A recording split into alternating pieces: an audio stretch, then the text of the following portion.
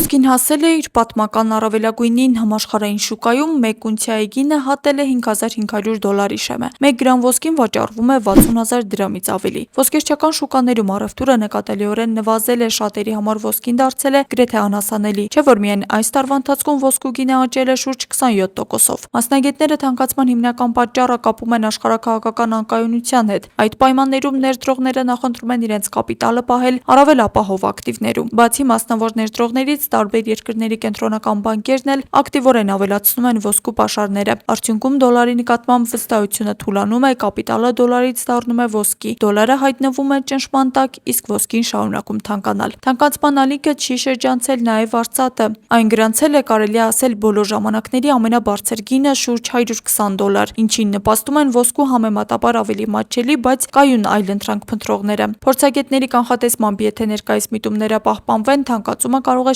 շարունակվել։ Սա մի կողմից շահավետ է ոսկի ունեցողների համար, սակայն մյուս կողմից լուրջ փորձություն է սպառողների և տեղական շուկայի համար, որտեղ թանկարժեք մետաղը օրեցօր ավելի անհասանելի է դառնում։ Աստղիկ Խաչատրյան, այսօր։